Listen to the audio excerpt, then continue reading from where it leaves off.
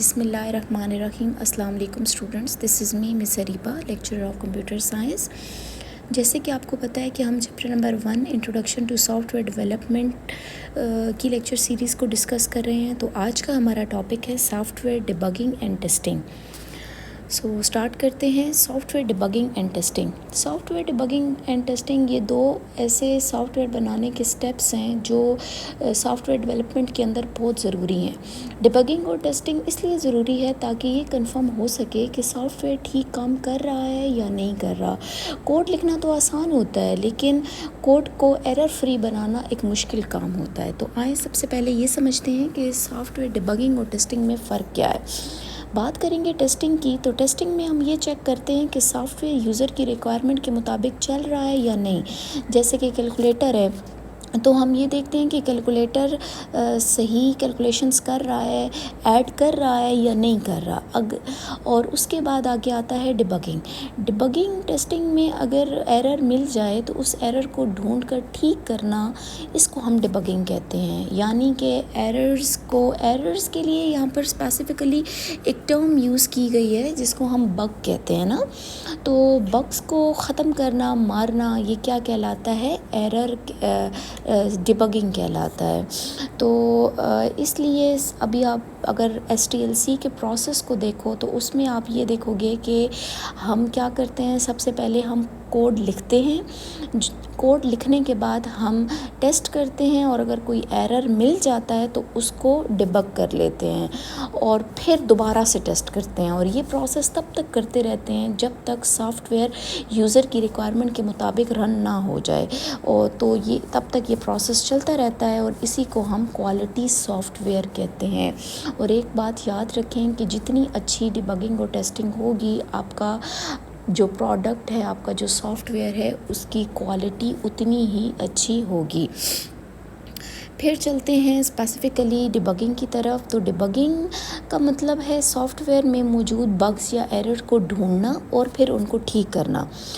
Bugs मैंने आपको अभी बताया है कि बग का मतलब होता है कोड में कोई गलती या मिस्टेक जिसकी वजह से सॉफ्टवेयर या आप लोगों का प्रोजेक्ट जो है वो अजीब सा बिहेव करने लग जाए।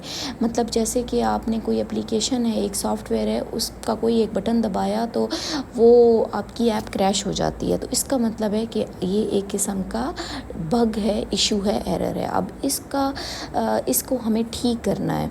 तो इसको ठीक करने के लिए डिबगिंग करते कैसे हैं? डिबगिंग करने के हमारे पास यहाँ पर देखें तो 3 स्टेप्स होते हैं। इन 3 स्टेप्स में यहाँ पर देखें, सबसे पहले हमारे पास आता है आइडेंटिफाई बग। हम आइडेंटिफाई करते हैं। सबसे पहले हम ऑब्ज़र्व करते हैं। यहाँ पर ये देखें, ऑब्ज़र्विंग द सॉफ्टवेयर। हम सबसे पहले ऑब्ज़र्व करते हैं, सॉफ्टवेयर को चलाते हैं, देखते हैं कि मसला कहाँ पर आ रहा है और क्या एरर आ रहा है। ठीक है, जब हमें एरर की रूट कॉज मिल जाती है, ढूंढते हैं, मतलब फिर उसके बाद हमारे पास आता है जी source of the problem. Second step है जी सोर्स ऑफ द प्रॉब्लम। अब सोर्स ढूंढने का मतलब ये होता है कि हम एरर की रूट कॉज को ढूंढते हैं, मतलब कोड की किस लाइन पर गलती है, हम उस चीज़ को फाइंड आउट करते हैं। और जब हमारे पास ये गलती मिल जाती है हमें, तो देन हम लास्ट स्टेप पर आ जाते हैं जो कि कहलाता है करेक्ट द एरर। और फिर हम एरर को करेक्ट करते हैं। ये हमारे पास आ जाते हैं 3 स्टेप्स जिनके ज़रिए से हम डिबगिंग करते हैं। और सिंपल लफ्ज़ों में आप अगर देखें तो इसमें सबसे पहले हमें ये ऑब्ज़र्व करना है कि एरर है किधर, प्रॉब्लम है कहाँ पर। फिर हम उसका रूट कॉज ढूंढते हैं, और जब रूट कॉज हमें मिल जाता है तो देन हम उसको ठीक करते हैं और दोबारा टेस्टिंग करते हैं। ये फेजेस हैं हमारे डिबगिंग के। अब जो डिबगिंग होती है बेटा, डिबगिंग जो होती है ये बेसिकली आप समझ लें कि मुश्किल होती है। डिबगिंग हमें मुश्किल होती नहीं है, हमें लगती है मुश्किल, ठीक है। लेकिन कुछ ऐसे टूल्स होती हैं और ऐसी प्रैक्टिसेस होती हैं जिनकी मदद से डिबगिंग करना बहुत आसान हो जाता है। देखिए ना, अब एक कोड है आपके पास एक सॉफ्टवेयर का, वो 2000 लाइन प्लस का है। तो उनको हमें उसके अंदर एक डेवलपर जब एरर्स निकालना ढूंढता है तो ऑफ कोर्स उसको बहुत ज़्यादा टाइम लग जाता है। तो कुछ ऐसी टूल्स और प्रैक्टिसेस होती हैं जिससे ये डिबगिंग बहुत ज़्यादा ईजी हो जाती है। अब उसमें जो सबसे پہلے ہمارے پاس آتی ہے یہ کہلاتی ہے ڈیبگرز. ڈیبگرز کیا ہوتے ہیں؟ یہ ایسے ٹولز ہوتے ہیں، یہ خاص سافٹ ویئر کے ٹولز ہوتے ہیں جو ڈیولپر کو کوڈ لائن بائی لائن چلانے دیتے ہیں. ان سے ہم ویریبلس کی ویلیو چیک کر سکتے ہیں اور دیکھتے ہیں کہ غلط رزلٹ کیوں آ رہا ہے یا یہ سافٹ ویئر ہمیں غلط کیوں رسپونڈ کر رہا ہے.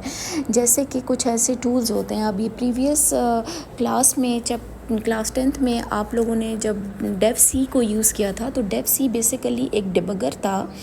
وہ تو ایک مکمل آئی ڈی تھا، لیکن وہ ڈیبگرز سافٹ ویئرز ہوتے ہیں نا اسی طرح کے، جن کے اندر ہم ایررز کو فائنڈ آؤٹ کرتے ہیں اور پھر ہم ان کو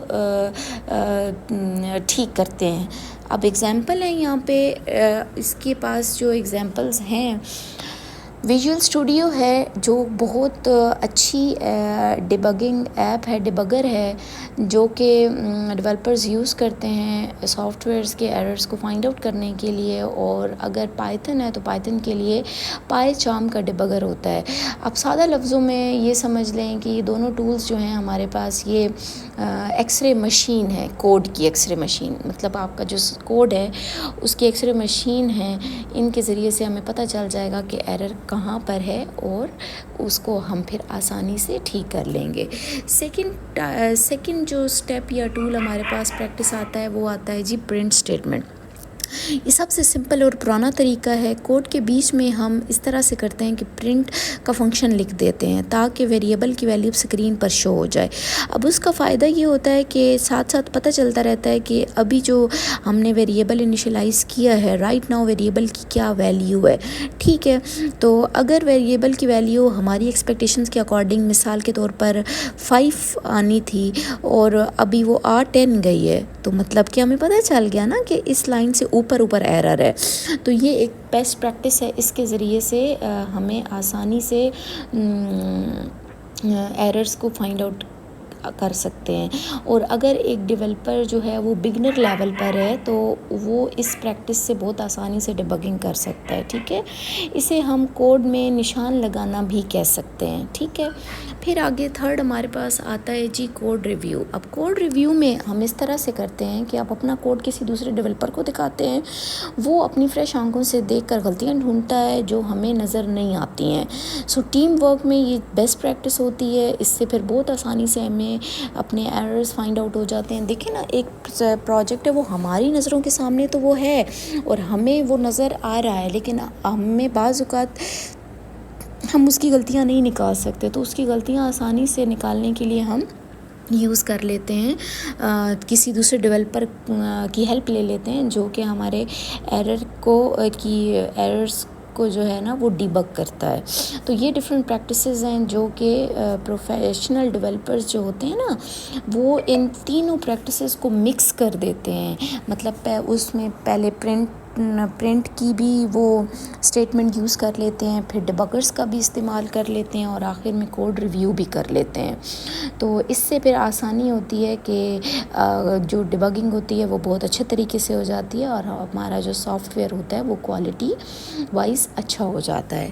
پھر اس کے بعد آگے ہمارے پاس آتی ہے جی ٹیسٹنگ. ٹیسٹنگ ہم نے آلریڈی دیکھا ہے کہ ٹیسٹنگ ایک ایسا پروسیس ہوتا ہے جو کہ ایویلویٹ کرنے کے لیے ہم یوز کرتے ہیں کہ سافٹ ویئر یہ ٹیسٹنگ یہ انشورٹی دلواتا ہے کہ سافٹ ویئر یوزر کی ریکوائرمنٹس کو میٹ کر رہا ہے یا نہیں کر رہا، اور یہ ویسے ہی کام کر رہا ہے جیسا یوزر چاہ رہا تھا کہ نہیں چاہ رہا تھا. ٹھیک ہے، یا ویسے تو پرفارم نہیں کر رہا جیسے یوزر کی ایکسپیکٹیشنز نہیں تھیں. اب ٹیسٹنگ کی کیسے جاتی ہے؟ ٹیسٹنگ بیسیکلی ایک ہائرارکل پروسیس ہوتا ہے جس میں آپ چھوٹے لیول سے ٹیسٹنگ سٹارٹ کرتے ہو، مطلب اسمالر کمپوننٹ سے ٹیسٹنگ سٹارٹ کرتے ہو اور with the passage of time آپ گریجولی پروگریس کرتے چلے جاتے ہیں اور پورے انٹائر سسٹم کی پریکٹس کرتے ہیں. جیسے کہ مثال کے طور پر میں آپ کو ایک ایگزامپل دیتی ہوں. آپ دیکھیں آپ کے سامنے ایک اسٹڈی ٹیبل ہے، اس اسٹڈی ٹیبل پر آپ کے پاس ایک رولر پڑا ہوا ہے، ایک پینسل پڑی ہوئی ہے، ریزر پڑا ہوا ہے، شارپنر پڑا ہوا ہے اور بک پڑا ہوا ہے. ٹھیک ہے، اب یہ جو پورا اسٹڈی ٹیبل ہے، یہ آپ سمجھ لیں کہ آپ کے پاس ایک سسٹم ہے، اور یہ ایک سمپل آپ کے پاس اسکیل اور ایک سمپل پینسل، یہ آپ کے پاس الگ الگ یونٹس ہیں، ٹھیک ہے. اور تو ہم سب سے پہلے الگ الگ یونٹ کی ٹیسٹنگ کریں گے، پھر اس کے بعد ان دونوں کی اکٹھی، اور اکٹھے کرنے کے بعد ہم پورے اسٹڈی ٹیبل کو چیک کریں گے. یہ پروسیس ہمارے پاس اس طرح سے ٹیسٹنگ ہوتی ہے. سو ابھی آپ دیکھیں ہم اس کی ٹائپس کو ڈسکس کرتے ہیں. یہ ٹائپس بیسیکلی ہائرارکی کو ہی بتا رہی ہیں کہ سب سے پہلے ہم جو ٹیسٹنگ کرتے ہیں وہ یونٹ ٹیسٹنگ ہوتی ہے، پھر ہم ٹیسٹنگ کرتے ہیں انٹیگریشن ٹیسٹنگ، اور انٹیگریشن کے بعد آگے ہمارے پاس آتی ہے سسٹم ٹیسٹنگ، اور سسٹم ٹیسٹنگ کے بعد جو ہے وہ لاسٹ میں ہمارے پاس آتی ہے ایکسیپٹنس ٹیسٹنگ.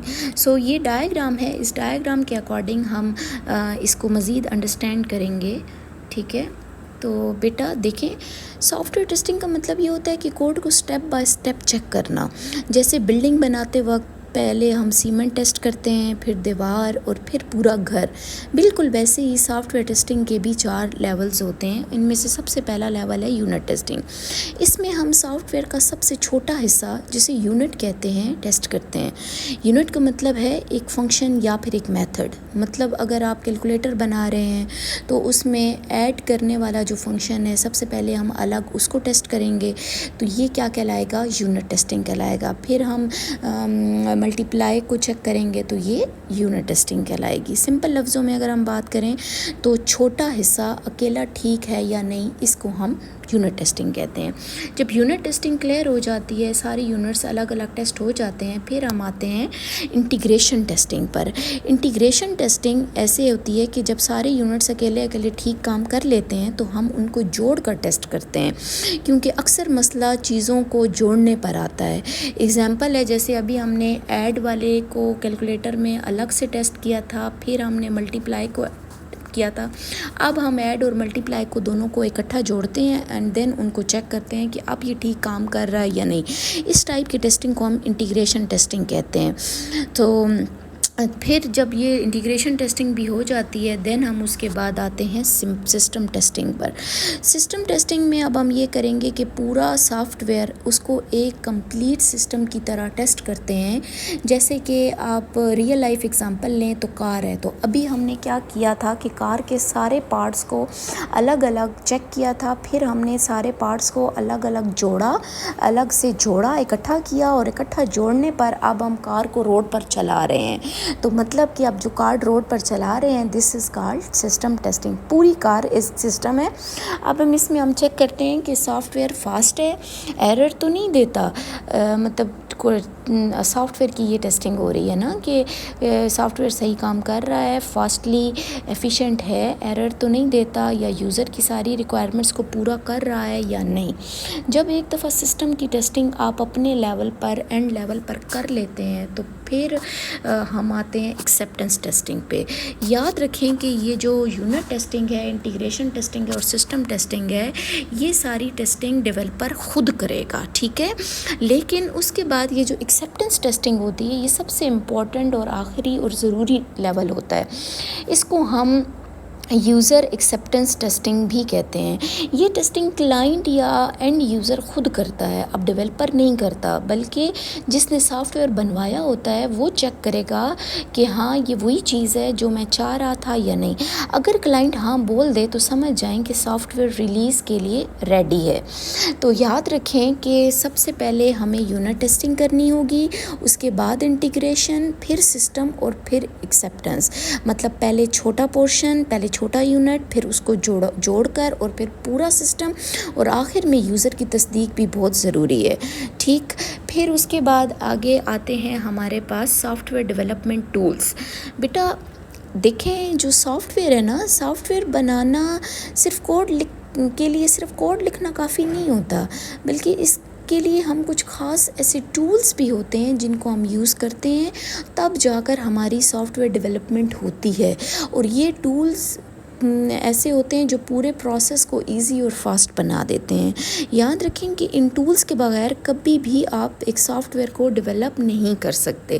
اب وہ ٹولز ہمارے پاس کون کون سے ہیں جی؟ وہ 3 ہمارے پاس امپورٹنٹ ٹولز ہیں، جن میں سب سے پہلے ہمارے پاس آتا ہے لینگویج ایڈیٹرز. لینگویج ایڈیٹر کیا ہوتا ہے اس کو ہم سمجھیں گے.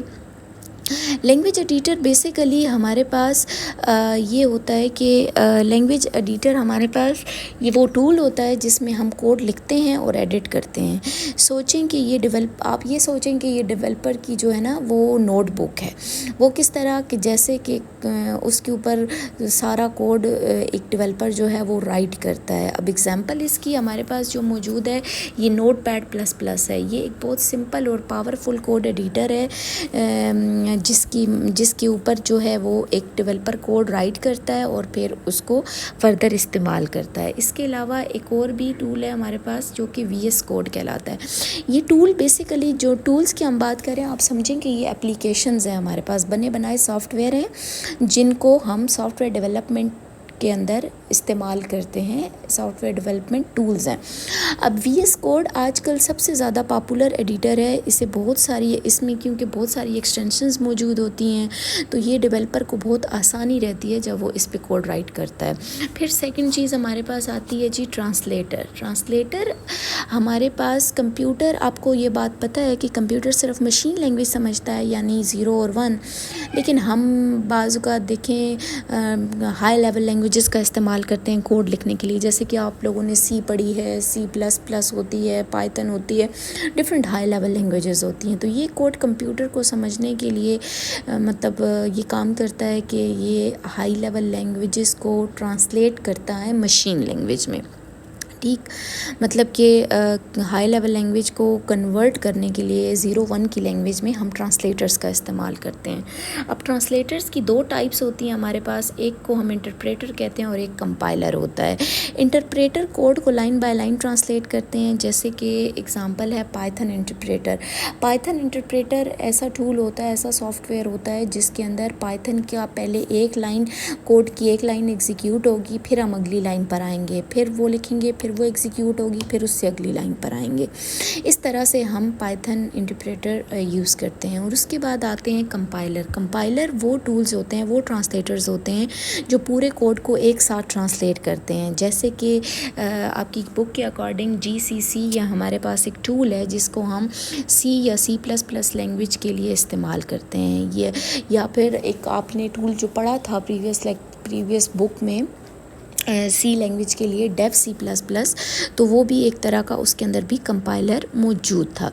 یہ الگ سے کمپائلر سمپل ہوتے ہیں. اچھا یاد رکھیں میں ابھی ڈیف C کا ذکر کر رہی تھی، تو ڈیف C IDEs ہوتے ہیں. ٹھیک ہے، یہ ان کے اندر آپ کو ایڈیٹر بھی ملتا ہے اور کمپائلرز بھی ملتے ہیں، ٹرانسلیٹرز بھی ملتے ہیں. ٹھیک ہے، اور سب سے اینڈ پر جو آخر ہے تیسرا پوائنٹ ڈیبگر.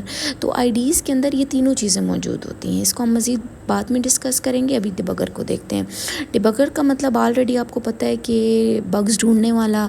سو کوڈ لکھتے وقت ایرر آ جانا تو بہت نارمل سی بات ہوتی ہے. تو ڈیبگر کا کام ہے ان ایررز کو ڈھونڈنا اور ڈھونڈ کر بتانا کہ غلطی کہاں ہوئی ہے. ایگزامپل ہے ہمارے پاس GDB، C اور C++ کے لیے ہم اس کو یوز کرتے ہیں. اور ایک اور ویژول اسٹوڈیو ڈیبگر ہے جو ویژول اسٹوڈیو کے اندر ہی موجود ہوتا ہے. ٹھیک ہے، اور آپ لوگوں نے اس چیز کو یاد اس طرح سے رکھنا ہے کہ 3 ٹولز، ان ٹولز کے بغیر سافٹ ویئر نہیں بن سکتا. اور اس ٹول کو یاد رکھنے کا آسان طریقہ ہمارے پاس ہے کہ ہم ایک ٹرم یاد رکھیں LTD. L stands for language editor, T stands for translator and D stands for debugger. ان کی مدد کے بغیر آپ ایک سافٹ ویئر کو اچھا ڈیولپ نہیں کر سکتے. اس کے بعد آگے ہمارے پاس آتے ہیں جی انٹیگریٹڈ ڈیولپمنٹ انوائرمنٹ. اب انٹیگریٹڈ ڈیولپمنٹ انوائرمنٹ کیا ہے؟ IDE ہے. میں نے ابھی آپ کو بتایا تھا IDE کا مطلب ہے سب کچھ ایک ہی جگہ پر. سمجھیں آپ کہ یہ کمپلیٹ سافٹ ویئر سوٹ ہوتا ہے جو ڈیولپر کو سافٹ ویئر بنانے کے سارے ٹولز ایک ہی ونڈو میں دے دیتا ہے. مطلب الگ الگ ٹولز انسٹال کرنے کی ضرورت نہیں پڑتی ہے ہم ایک ہی جگہ پر کام کر لیتے ہیں. IDE کے اندر ایڈیٹر بھی ہوتا ہے کوڈ لکھنے کے لیے، کمپائلر بھی ہوتا ہے کوڈ رن کرنے کے لیے اور ڈیبگر بھی ہوتا ہے ایرر ڈھونڈنے کے لیے، اور ورژن کنٹرول بھی ہوتا ہے کوڈ سیو کرنے کے لیے، مطلب لکھو بھی پہلے، ٹیسٹ کرو، ڈیبگ کرو، سب ایک ہی انٹرفیس میں آپ کو مل جائے گا، تو یہ بہت افیکٹولی ہوگا، ٹھیک ہے۔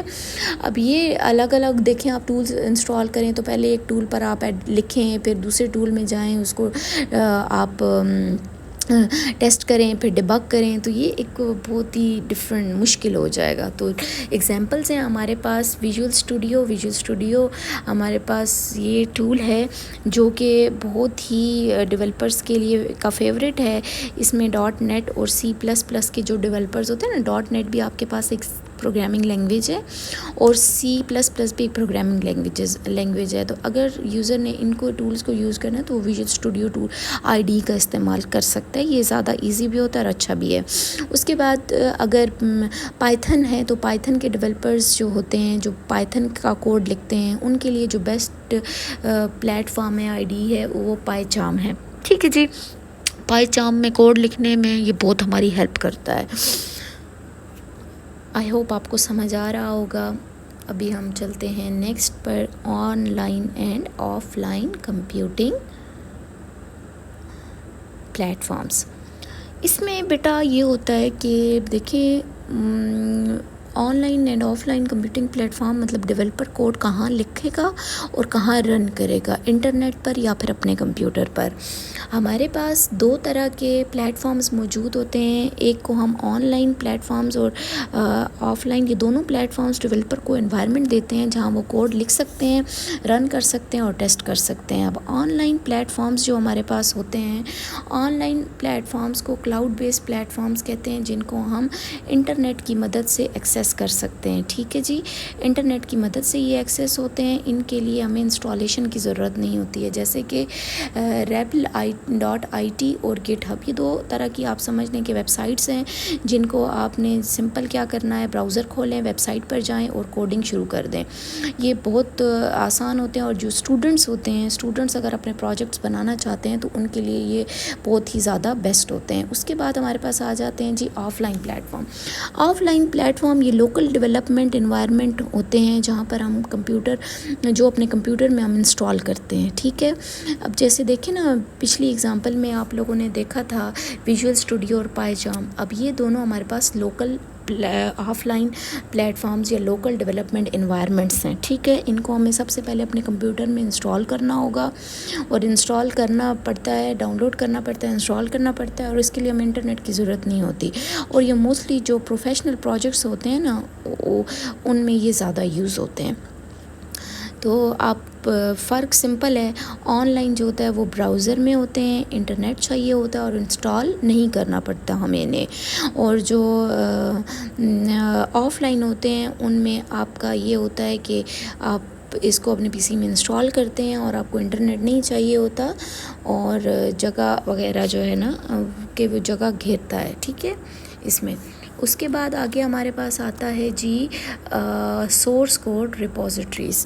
آخر میں ہم دیکھتے ہیں کہ سورس کوڈ ریپوزیٹریز کیا ہوتی ہیں۔ سورس کوڈ ریپوزیٹریز، اسے اگر ہم شارٹ میں سمپل لفظوں میں سمجھیں تو یہ کوڈ کی الماری بھی کہہ سکتے ہیں آپ اسے۔ اب کوڈ کی الماری کیسے، جسے دیکھیں سورس کوڈ ریپوزیٹریز وہ پلیٹ فارم ہیں جہاں ڈیولپر اپنا کوڈ سٹور کرتے ہیں، مینیج کرتے ہیں، اور ہر جگہ یا ہر چینجز کو ٹریک کرتے ہیں۔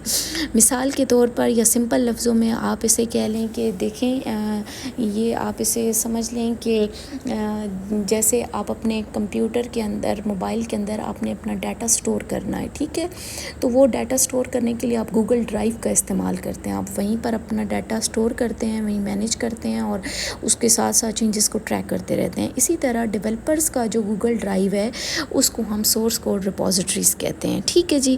اس میں کیا ہوتا ہے، یوزر جو ہے وہ اپنا ڈیولپر جو ہے اپنا کوڈ سیو کر لیتے ہیں. اب کیا لکھا ہوا ہے کہ repositories help in version control. اس کا جو سب سے بڑا فائدہ ہے وہ ہے ورژن کنٹرول. مطلب اگر آپ کوڈ میں کوئی غلطی کر دیں تو پرانا ورژن واپس لا سکتے ہیں. ٹھیک ہے جی.